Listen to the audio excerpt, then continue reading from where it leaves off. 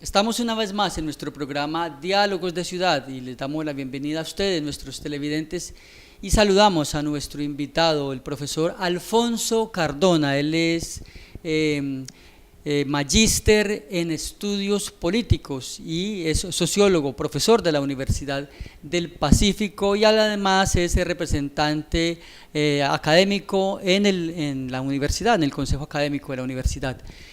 Vamos a hablar con el profesor acerca del presente y del futuro de la Universidad del Pacífico a raíz de un evento en el que él pudo participar hace 2 semanas en un encuentro nacional en el que se trata justamente ese tema, con representantes académicos y representantes de los docentes en el Consejo Superior. Y por supuesto allí se hizo todo un balance de las luchas que se han dado en el último año en la defensa de la universidad pública. Para nosotros es un gusto tenerlo, profesor, en este espacio y pues hablar de un tema que es tan vigente. Muchas gracias por esta invitación. Bueno, profesor, el año anterior se vivió todo un pulso entre los movimientos sociales y algún sector de la academia, algunos rectores que se la jugaron de frente por la defensa de la universidad pública y salieron a confrontar al gobierno exigiéndole más recursos. Me imagino que ese fue uno de los temas centrales que se trató en este encuentro. ¿Y cuáles son como las novedades que usted nos trae de allí? Bueno, resulta que el encuentro que ocurrió la semana pasada es de la Asamblea General de Representantes Profesorales al Consejo Académico Superior de las universidades públicas del país. Este evento se realizaba por segunda vez, esta vez fue en la Universidad del Valle, en el mes de septiembre del año pasado se realizó en La Guajira. Fue muy importante el nacimiento de este proceso porque realmente todo el proceso social del movimiento en defensa de la universidad pública nace en La Guajira en este proceso. Cuando los representantes académicos y del superior se preguntan cuál es el papel que tienen, cuál es el papel que les asiste en el proceso de la educación pública. Y allí se hicieron varias propuestas que luego fueron avanzando. Inicialmente fue duro, y cuentan que fue muy duro el proceso. Fueron docentes, sumados a ellos otros docentes, al viceministerio, y cuentan que el viceministerio se burló, se reía en la cara de ellos, porque detrás del proceso no había masa. Todo lo contrario ocurrió cuando hubo ese despertar tan importante, que para muchos es lo más importante que ha sucedido para la universidad pública en los últimos 30 años. Y el balance de ese proceso fue lo que se hizo en este encuentro de la semana pasada. Profesor, usted dice que no generó como el suficiente interés y sobre todo no despertó como preocupación en los sectores de la dirigencia nacional. ¿Qué cosa? ¿Este evento que ustedes hicieron o el movimiento? ¿Se refiere al movimiento del año anterior? No despertó interés del gobierno el hecho de que los docentes representados en el académico superior manifestaran la necesidad de luchar por una mejor universidad pública. Y de reunirse en torno a este evento. Y de reunirse en torno a diferentes actores sociales del país. Bueno, de la Universidad del Pacífico asistió usted y asistió otro profesor. Hablemos un poco de eso y cómo fue la participación. De la Universidad del Pacífico asistimos el profesor Alberto Congo, que él es el representante de docentes al Consejo Superior, y yo como representante de los docentes al Consejo Académico. Y en ese caso, entonces, ustedes como voceros de la Universidad del Pacífico, ¿cuál fue el mensaje que llevaron? ¿Con qué expectativas llegaron? Estamos hablando de un país en que hay pues unas diferencias muy notorias entre universidades como la Nacional y la Universidad del Pacífico, siendo el mismo país, las diferencias en tamaño, en trayectoria, en presupuesto y en lo que se llaman resultados son muy marcados. ¿Cómo llegan ustedes a un entorno de lo nacional a representar a la universidad? A ver, la verdad es que cuando llegamos, de cierta manera, particularmente yo me sentía como en un país extraño, porque mientras que todos los ahí presentes, exceptuando nosotros, habían hecho ya parte de un proceso, sabían la dinámica, nosotros no habíamos sido invitados al encuentro anterior, y fuera de eso, mientras que ellos habían estado metidos de lleno en el proceso de lucha por la universidad pública a finales del año pasado, nosotros en la Universidad del Pacífico estábamos enfrascados en un proceso interno. O sea, de alguna manera, un árbol nos tapó el bosque. ¿Y se llevaron esa sorpresa? Claro, ¿Y la comprendieron allá? claro que sí. Bueno, ¿y qué ocurrió? ¿Eso fue notorio para los asistentes? ¿Usted cree que quedaron un poco develados allí o cómo pudieron salvar esa situación? No, la cosa es que realmente lo que ha ocurrido en los escenarios nacionales, que se ha percibido en los últimos tiempos, es que la Universidad del Pacífico tiene mucha más importancia por fuera que acá entre nosotros. Para ello fue muy importante, muy satisfactorio que hubiera presencia de la Universidad del Pacífico en ese evento, porque a ellos les interesa saber cuál es la realidad de esta universidad, porque tiene unas características muy particulares.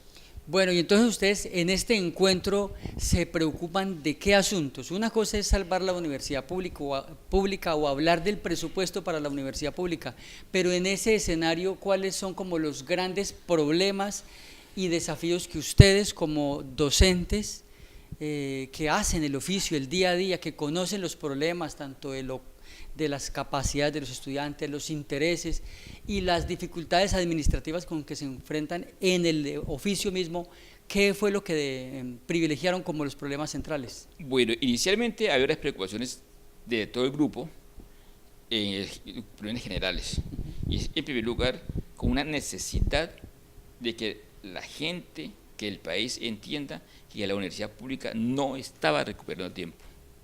La universidad pública está viviendo o tal vez terminando, si se puede decir, un proceso político de mucha importancia en la historia reciente de este país.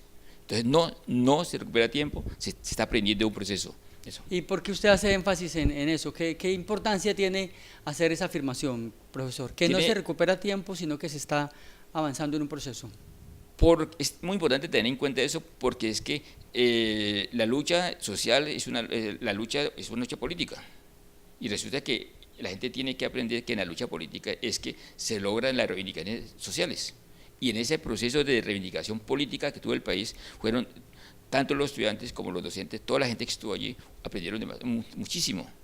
Un ejemplo de ello es nuestros estudiantes que fueron al final del proceso a Bogotá, vieron totalmente empoderados del proceso y con ganas de hacer nuevas cosas y empoderados para ver la universidad de otra manera.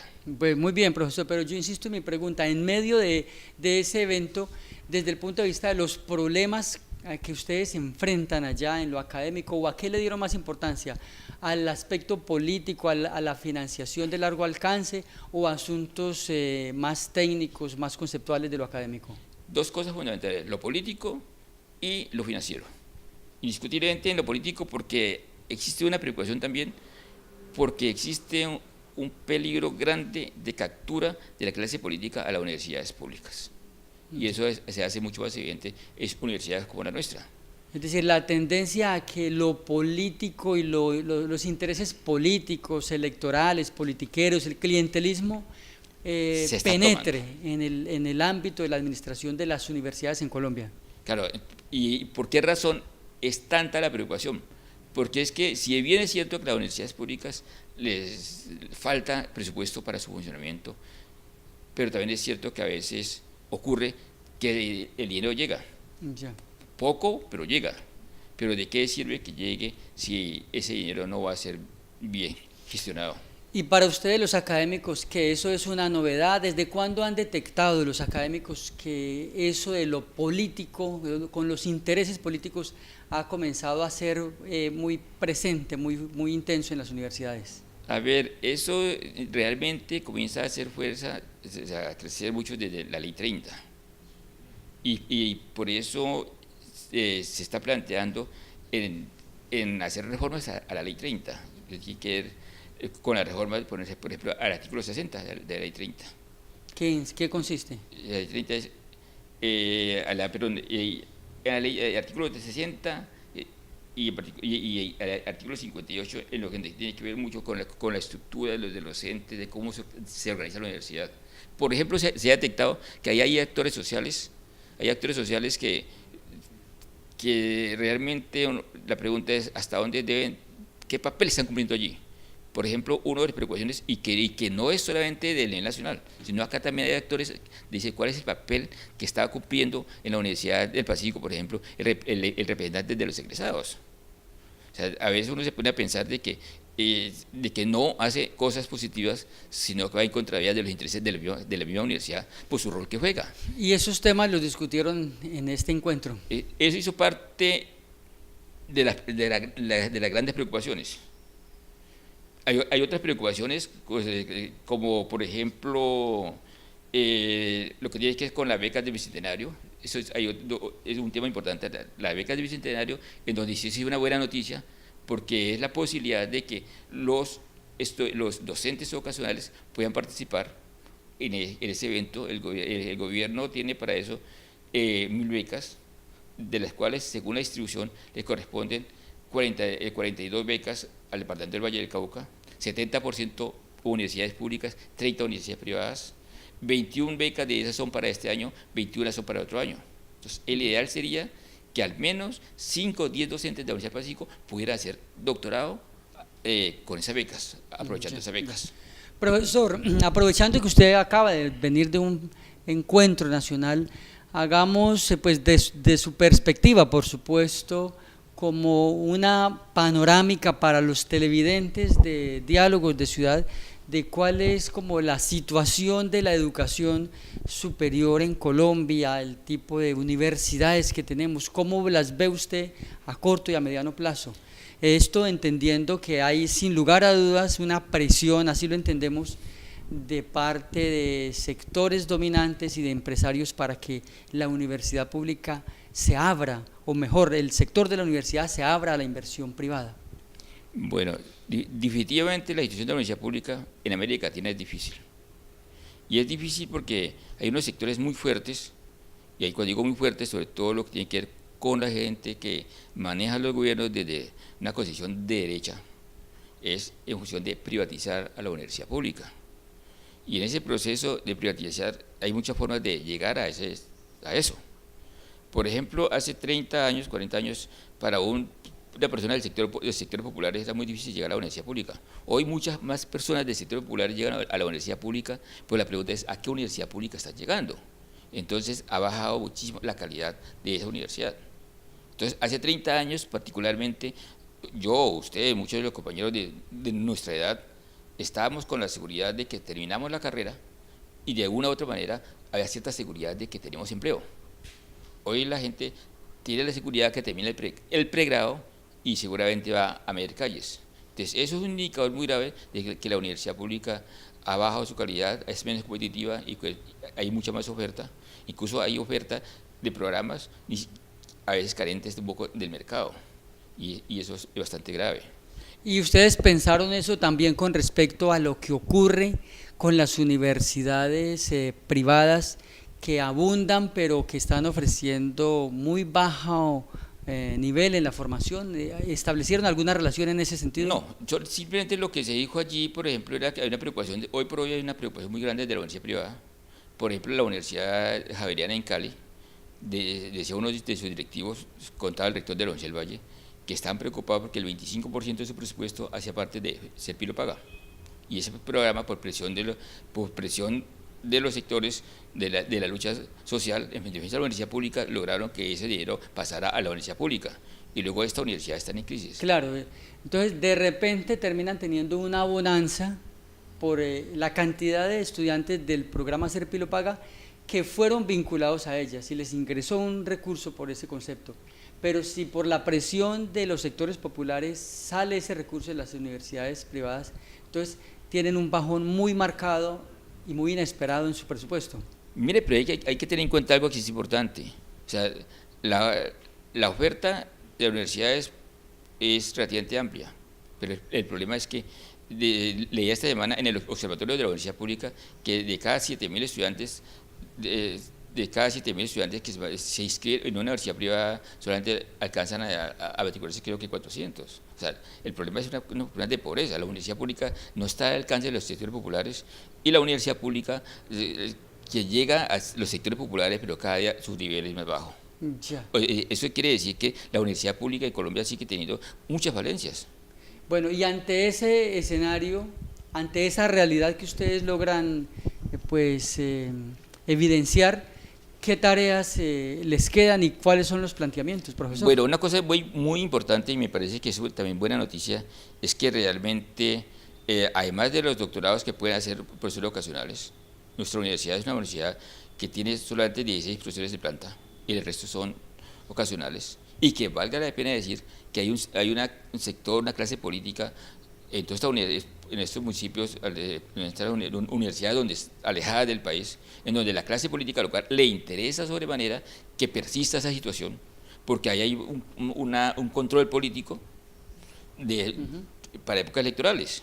Entonces, de parte del ministerio y también por la presión social, se quiere formalizar hasta donde sea posible la planta docente de los profesores ocasionales, e incluso hasta de cátedra si es posible.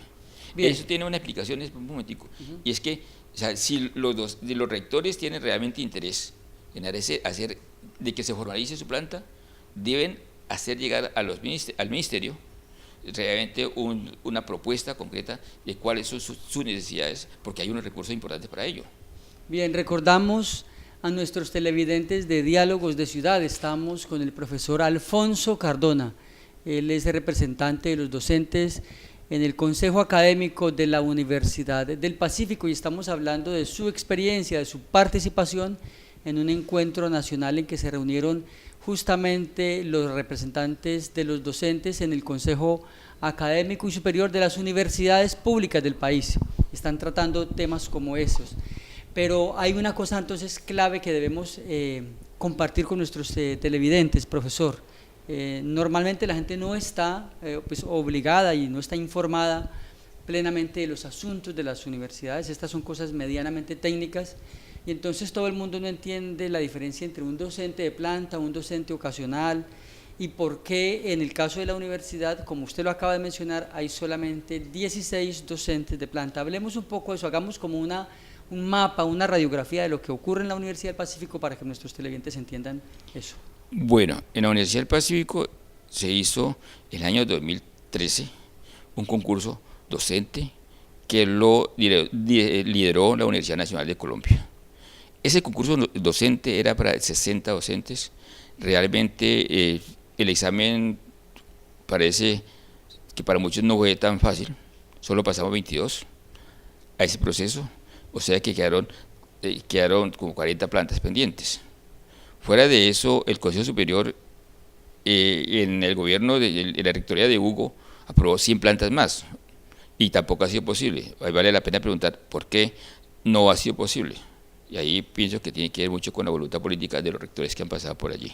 La diferencia es grandísima. Más o menos, en lo que tiene que ver con los ingresos de los docentes, más o menos se ha estimado que entre el 35 y el 45% del ingreso de un docente ocasional, comparado con el de planta, el docente ocasional está perdiendo una capacidad grandísima, casi la mitad del salario. O sea, es muy difícil, y fuera de eso, el tipo de contratación, una universidad lo hacen a 11 meses, otras lo hacen a 10 meses, otras a 11.5, y en casos como ahorita, pues puede ocurrir que muchas universidades han contratado 4 o 5 meses. Y por ejemplo, una cosa que es bien particular, con lo que tiene que ver con el pago de los meses de noviembre y diciembre del año pasado. Pues a los docentes de carrera se les pagó porque son de carrera. Los docentes ocasionales quedaron en vilo. Y la buena noticia, aunque tardía, pero es que el ministerio va a hacer las respectivas consignaciones a las universidades entre abril y mayo para que eso quede saldado. Bueno, entonces usted hace unas diferencias técnicas allí que son muy importantes.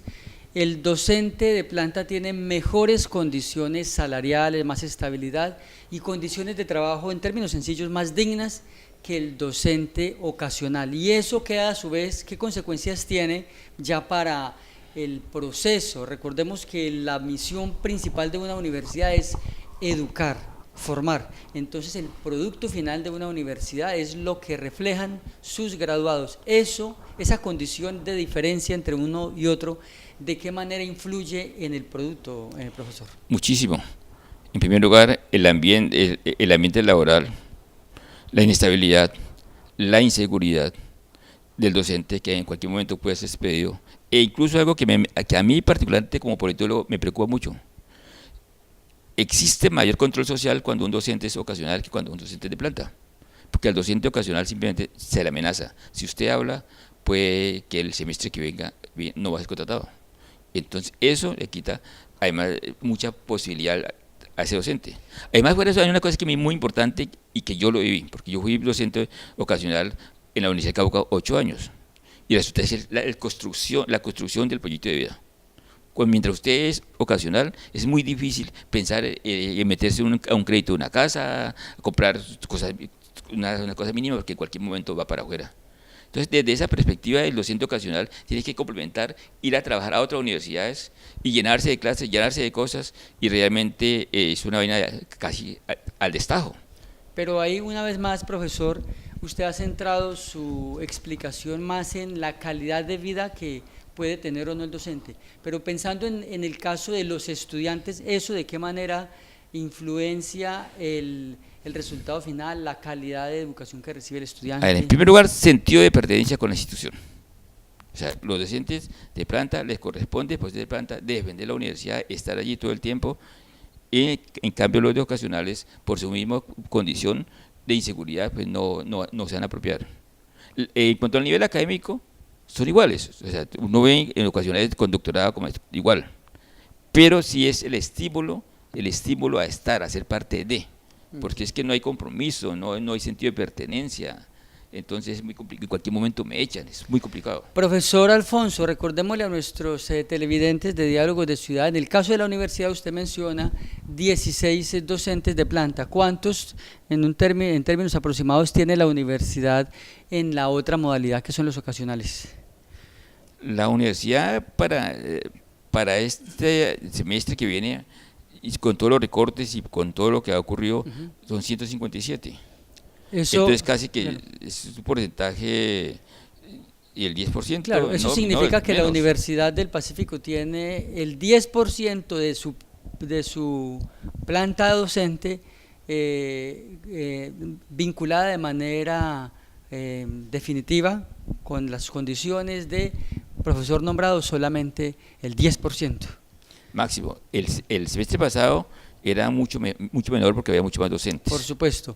Y entonces, en este encuentro, ¿qué pasos dieron en el sentido de propiciar o de avanzar a que eso, que es una situación generalizada en el país, aunque la del Pacífico esté en porcentajes mucho más marcados, pero eso que es una realidad en el país, se pueda solucionar o avanzar hacia la solución, profesor? Bueno, hay dos cosas. Hubo el 14 de diciembre, hubo unos acuerdos en la mesa, en donde estuvieron muchísimos actores sociales, varios ministerios, sectores populares, indígenas, estudiantes, por lo menos más o menos 17 sectores, y se llegaron a unos acuerdos muy importantes. Para lograr que esos acuerdos se ejecuten realmente, hay varias cosas. En primer lugar, un seguimiento muy fuerte de parte de estos sectores y de la opinión pública de que los acuerdos se cumplan. Pero también presionar al Congreso de la República que con la aprobación del plan de desarrollo no lo vaya a recortar. Pero hay una cosa que a mí sí me parece muy importante que tiene que ver con la universidad ya en particular. O sea, nos corresponde a todos los actores sociales, a toda la comunidad académica, hacer veeduría, estar pendiente de que la administración, sea cual fuere, haga cumplimientos a los acuerdos y que fuera de eso tenga capacidad de hacer gestión. Porque, por ejemplo, muchos de los recursos para inversión y también para funcionamiento, desde luego, vienen, pero fundamentalmente para inversión, vienen por regalías. Y cuando hablamos de regalías, se trata de la formulación de muy buenos proyectos porque estamos compitiendo. Entonces, si no tenemos la capacidad de competir formando buenos proyectos, pues realmente vamos a perder. O sea, la cantidad de dinero que llega a la universidad está muy relacionada con la capacidad de gestión de la administración. Vale, profesor, estamos cerrando ya nuestro programa. Nuestra última pregunta es, entonces, ¿cómo ve usted el escenario en lo que queda del año de las reclamaciones? ¿Será que los estudiantes quedan tranquilos ya con los compromisos del 14 de diciembre que usted mencionó y que van a estar representados y respaldados esos acuerdos en el Plan Nacional de Desarrollo, o puede haber algo de escaramuza en lo que viene del año? Bueno, en primer lugar, esperemos qué pasa con la aprobación del Plan de Desarrollo. En segundo lugar, cuando haya acuerdo entre sectores sociales, así hablemos de estudiantes o hablemos de docentes, los estudiantes, dentro de los estudiantes hay muchos sectores. No todos los estudiantes están de acuerdo con los acuerdos, y ni todos los docentes están de acuerdo con los acuerdos.